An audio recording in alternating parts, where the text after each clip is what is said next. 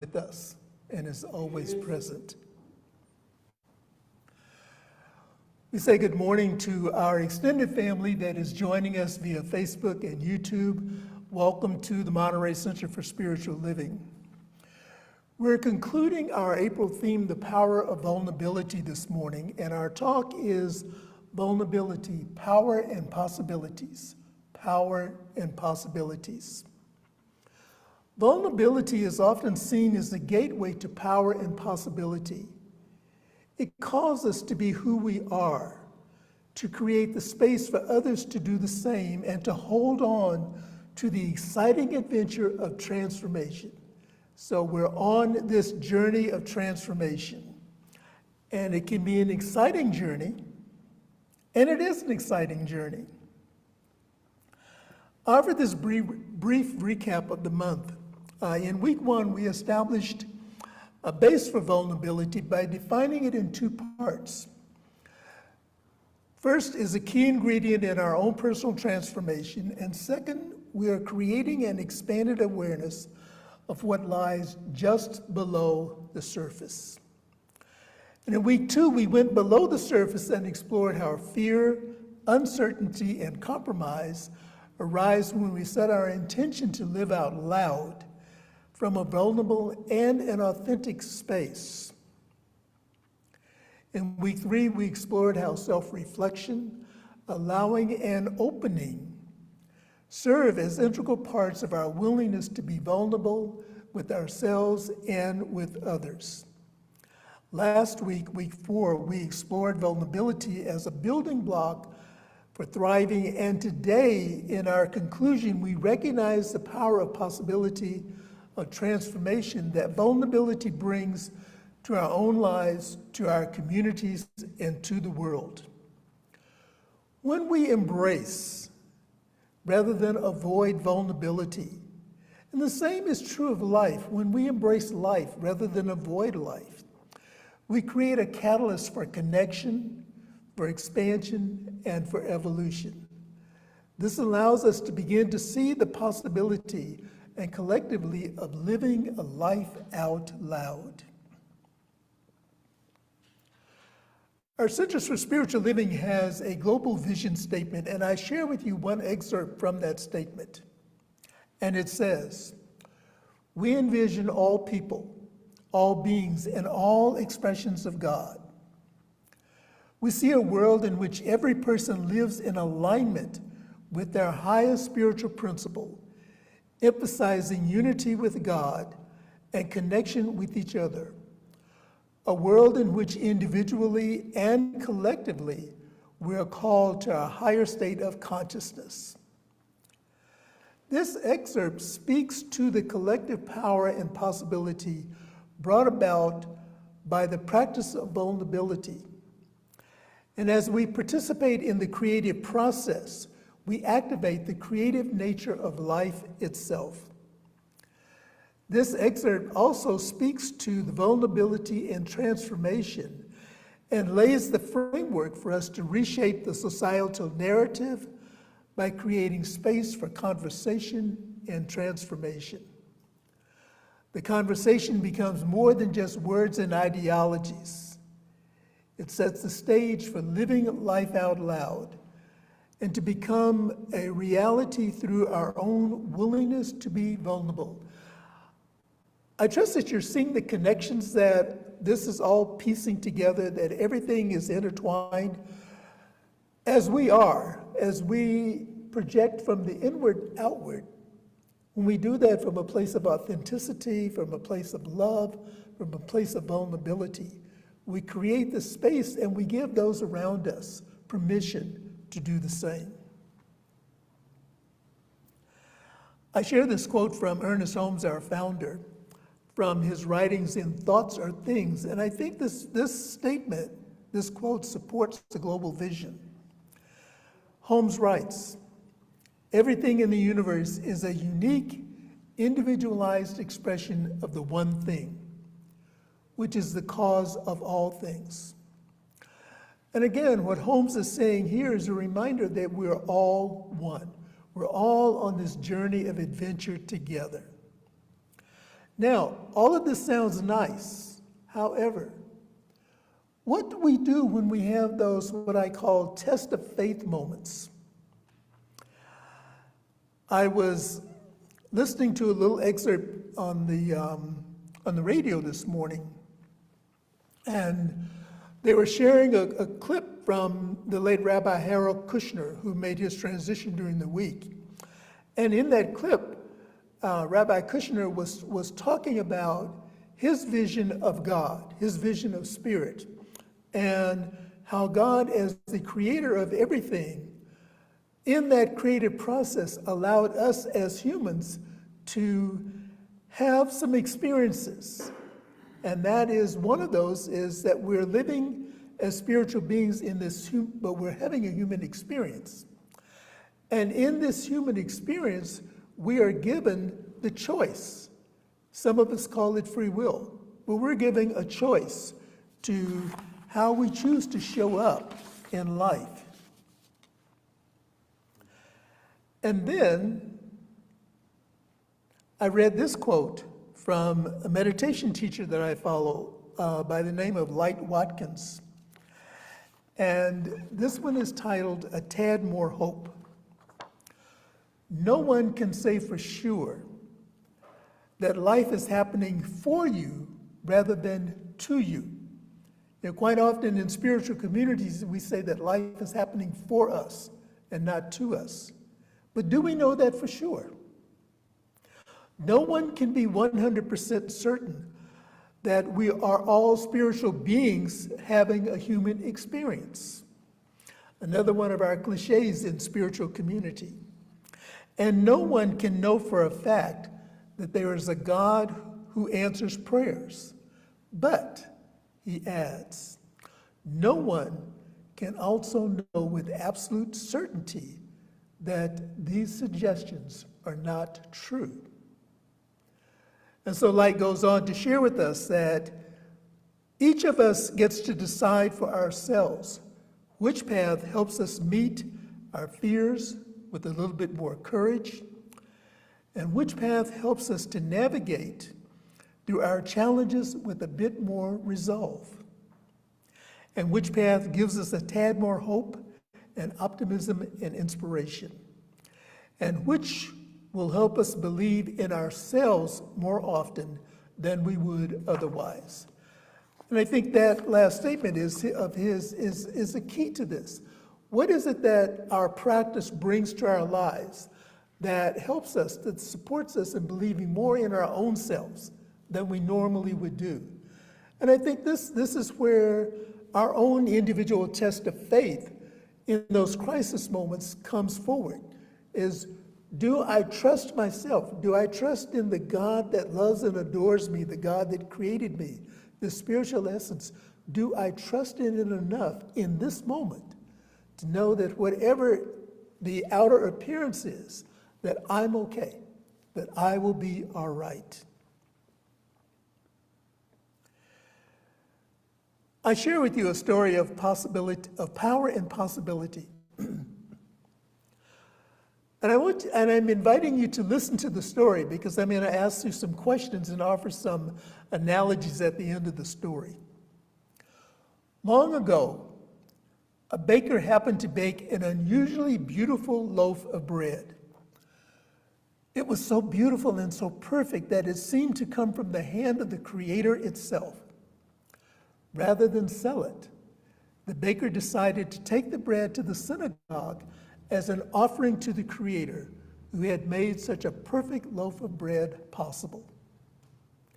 Alone in the sanctuary, the baker opened the sacred ark and gently placed the loaf of bread inside. He prayed for the Creator to accept his offering, and then he departed. A bit later, a beggar happened to be passing by the synagogue. It had been a long time since he had anything to eat, and he felt as if he might die of starvation at any moment.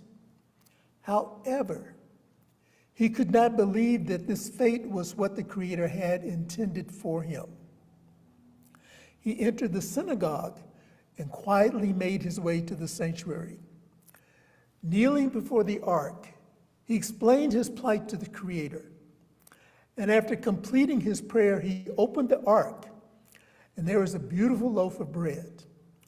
Giving thanks, the beggar lifted the loaf of bread and hurried out of the synagogue. And now the baker, wondering whether his offering to the Creator had been accepted, couldn't resist returning to find out. And when he opened the ark and saw the bread was gone, his heart leaped with joy, and he resolved to make a new offering every week of a perfectly baked loaf of bread. As it happened, whenever the baker placed a new offering in the ark, the beggar once again found himself in desperate need of food. Time and again, the beggar prayed before the ark and opened it to find a new loaf of bread. Time and again, the baker returned to see if this offering had been accepted and was overjoyed to discover the ark was empty. Both men in this story, for different reasons, felt that their prayers had been answered and that they were at one with the Creator. This exchange went on for 14 years. There are many facets to this story. The beggar is vulnerable and looking for food. And his prayer for his hunger to be satisfied is plain, simple, and powerful. He demonstrated a belief in possibility. His authenticity paved the way for provision to manifest. And I want to go back to the description of his prayer as being plain, simple, and powerful. I remember when I was going through training to become a practitioner, there was a couple of exercises in the curriculum where we were to write prayers for various scenarios that were presented to us. And so as young, eager students, we're wanting to please our instructor and show the instructor how much knowledge we had gained through the 4 years of study leading up to the practitioner class. And so we're writing and writing and writing and writing and writing and writing. And our instructor very simply walked through and said, "Jesus Christ, you're still writing? God is not hard of hearing." And so that often stuck with me as a reminder that the God that I love and adore and the God that I know loves and adores me is not hard of hearing. The baker is vulnerable to the outer conditions that may or may not yield a perfect loaf of bread. And for those of you who are bakers, know the variables that go into having your output either be one of perfection or one of disaster. And when I was thinking about this, it brought to memory an experience of my beloved wife in memory, who at one point attended Shelf Pastry School. And the instructors were very precise. And if the product was not right, they threw it out and they had to start all over again. So baking is a very precise art and craft. And at some point, she shifted from pastry to savory, because savory is very forgiving. You can add a spice, you can add another ingredient, and you can stir the pot and blend these together. And so the baker allowed his vulnerability to be a transformative process, recognizing the power of spirit to create through him. And he continued to express gratitude by placing perfectly baked loaves of bread in the sacred ark of the synagogue. We don't know how many loaves didn't match his idea of perfection. However, the key point is that he allowed himself to be vulnerable and dedicated to the perfect outcome. So where in our lives are we dedicated to the perfect outcome? And remember, the idea of perfection is within our own minds. It is our own idea of perfection. There's an outward standard that is sometimes established for us, and sometimes that outward standard is a very high mark to meet. And in some cases, it's specifically designed for us not to meet. Where our authenticity comes into play and where our vulnerability comes into play is when we decide what perfection is. And perfection for me is when I have done my best. And when I know that I have done my best, that is enough. That is all that is required. And the end of the story says that this exchange went on for 14 years. And so we may ask, during this 14-year period, did the beggar and the baker ever encounter each other? Remember, the beggar showed up just after the perfectly baked loaf of bread was placed in the ark. And the baker came back to see if the offering had been accepted. So, did they ever encounter each other during this 14-year period? If so, what might the exchange have been like? What vision did each one have for the outcome that they desired? And I'm sure there are more questions. I would like to cover this story in a small group setting where we're not limited by the time and space of our Sunday gathering, just to explore some of these ideas and other questions that you may have.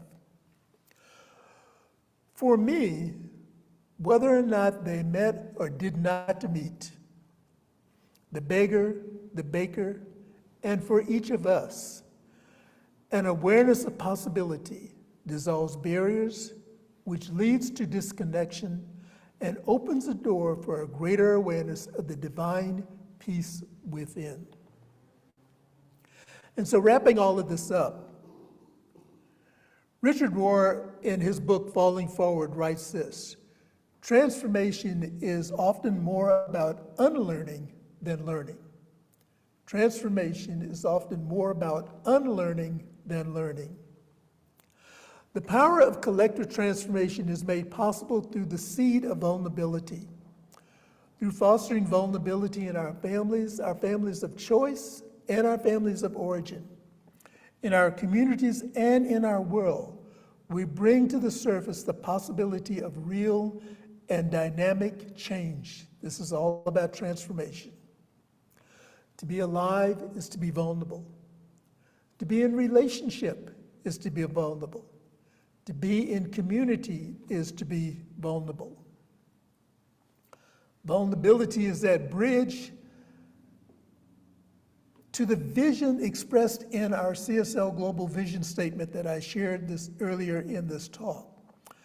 It is the foundation on which we stand in full confidence, knowing that our own vulnerability serves as an integral part of actualization that we see. Power, possibility, and transformation can only occur when we're willing to bring our wholeness and our whole self to life. I invite you now to join me as we say together our weekly affirmation. I step into the power and possibility that vulnerability brings. Let us say that again. I step into the power and possibility that vulnerability brings. And then the practical application of the affirmation, should you choose to use this, is during the week, fall in love with imagination. Allow your imagination to be the free spirit that it is, and allow it to take you anywhere, knowing that you can do anything. Fall in love with your imagination. Understand you are a free spirit, and allow this imagination to take you anywhere, knowing that you can do anything. And let us turn within now as we recognize the power and the presence of this living spirit, the beloved, the one life, the one source of all that there is. Knowing that this energy, this spirit, is known by many names and is traveled to by many paths.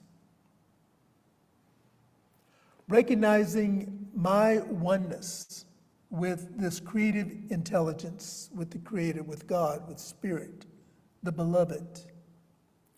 I know that as I am an individualized expression of this creative process, that this is true for each one that is gathered here in our center this morning, and those who are joining us via our Zoom connection, and those who are joining us via Facebook and YouTube. Wherever you are, whatever you're doing, whatever the life experience is, always know that each one is an individualized expression of pure spirit, living, moving, and having our beingness as the life of creation. And so it is in this moment that I speak my word, knowing that there is power and possibility always available. And as I show up, as we show up, as examples of spirit expressing, that there is just a tad bit more hope, a tad bit more joy, a tad bit more love that is being called forth as we interact with those around us. And as we hold the vision of a world that works for everyone, everywhere, right where they are, we know that everything continues to unfold in divine, right, and perfect order. I speak my word this morning for those who are experiencing various transformations in their lives. Whether it is a transformation in the awareness and the absence of the physical presence of a loved one, knowing that they have just stepped off of this mortal plane into the invisible and continue to live as the life of God. Those who are experiencing transformation or transition in their lives, moving from one aspect of right livelihood to another aspect of right livelihood, knowing that provision is always available, provision is always there, that we live in a world of possibilities. We live in this world of infinite possibilities. And through our faith, through our belief, through our conviction, we know that all prayers are answered. The prayer may not be answered in the way that we would like for it to be answered. And yet I know that all prayers are answered. And so as I open my own self to be aware, to be alert, to be cognizant of the answered prayers that show up in my life, I'm affirming this and declaring it as a truth for each one. The awareness that I am living this life as God. For people and communities that are gathering, celebrating the oneness of life, I offer a word of blessing, knowing that we're each on our individual journey of discovery, and that everything continues to unfold with right action and divine right and perfect order. And for this and so much more, I am grateful. And in gratitude for this and so much more, I now release this word back into that law, which always says yes. And I just allow it to be so. And if anything that I have said resonates with you in any way, please affirm it with me by saying, and so it is. And so it is. I take this opportunity to remind us that the ministers and practitioners here at the Monterey Center are available to support you with your prayer request. And I also remind us that it is in both in our joy and in our sorrows that the ministers and the practitioners love to be available for you and to be available with you. So your demonstrations and your expressions of gratitude, let us pray together in celebration. Those transitions that you're going through in life that appear difficult or questioning or challenging, let us pray together for the divine resolution. And now I invite us to share in our offering. It is our time of giving. It is our time of participating in this flow of circulation. And we have an affirmation of abundance. I invite us to say together, I recognize the presence of God within as the source of my abundance. Out of my abundance consciousness flows everything I could desire in life. With gratitude and thanksgiving, I now participate in the flow of uninterrupted abundance. This prosperous experience is evidence of my abundance consciousness. And we invite you to, before I extend this invitation, again, I want to express my deep, deep gratitude for the way that each one of us continues to support this spiritual community that allows us to create the space together and allows us to have the resources to provide the technology to support those who are not in close proximity to the center or may have other things that are going on in life that prevent you from being physically present. And yet we know that the love and the heart is always here with us. And so if we could have the donation opportunities, you may send in your donation by mail, and the address is 400 West Franklin Street, Monterey, California, 93940. You may text to give, and that number is on our screen, and you may also donate online to our website at www.montereycsl and click on the donate button. And while you're on the website, if you're not currently a subscriber to the newsletter, please click on the subscribe button to the newsletter so that you can continue to be informed of the activities that are happening here at the center. And I just want to highlight a few things that are occurring during the week. On an ongoing basis, we have our visioning on Saturday where we gather and vision for the center, and we do this via Zoom. And we also gather in person on Sunday morning and also on Zoom to vision for our own personal lives. So you're invited to take advantage of those opportunities. Yesterday was a celebration of May Day, and this Friday is Cinco de Mayo. And on May the 6th, which I believe is May 6th next Saturday? I don't have a calendar in front of me. Is May 6th next Saturday? I think so, yeah. May 6th is World Labyrinth Day. And if you haven't had the experience of walking a labyrinth, I encourage you to do so. There are a couple of locations that are near us, and you can go on and you can do a Google search to find out where there's one near us. Also, there are finger labyrinths that we can use if you're not in close proximity to actually walk a labyrinth. There are finger labyrinths that we can use. And you can also join together on our Centers for Spiritual Living Facebook page. And so the idea is that at 1 o'clock, I think it's 1 o'clock in whatever time zone that you're in. So we're walking as one at one. I think that's the theme this year for World Labyrinth Day. We're walking as one at one. So at 1 o'clock, whatever time zone you're in, take the opportunity to walk the labyrinth or follow along on our Facebook page.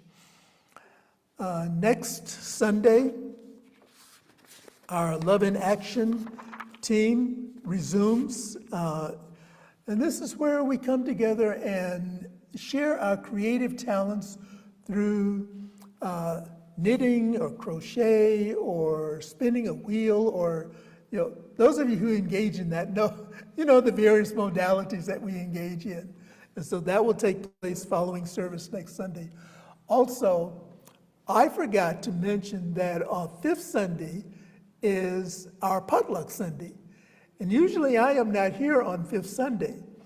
And so it kind of escaped my mind, and I want to apologize. So moving forward, I will make sure that it is on my personal calendar and the church calendar that Fifth Sunday is Potluck Sunday.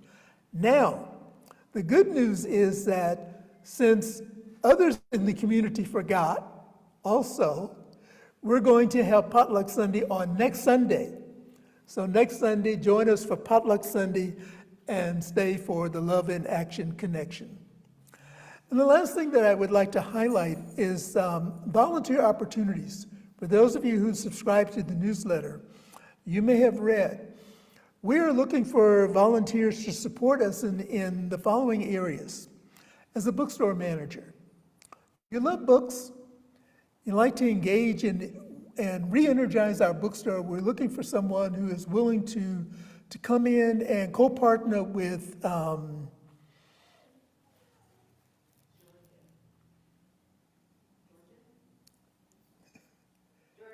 Georgia, thank you.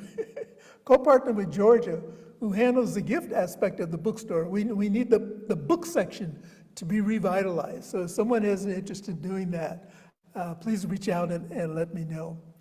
Also, our tech team is continually open to volunteers to support us with our Sunday gatherings, to support with some of our back office administration, and to support us with class support as we move more and more into the virtual community. We're also seeking a webmaster who can share with us some ideas and offer some input to update and refresh our website. And we're also looking for a grant writer or writers, specifically someone who has experience in securing federal grants for faith-based organizations. And so if you have expertise in that area, or if you know someone who has expertise in that area, please have them contact me, and my contact information is in the newsletter and it is on our website also. And I believe that is the highlight for this morning of our connection opportunities. And so we say to our Facebook family and to our YouTube family, we appreciate you, we love you, and we thank God for you. We invite you to join us next Sunday, where we begin our new theme for the month of May, which is Light in the Shadows. And our talk will be the inner light and the outer spectrum.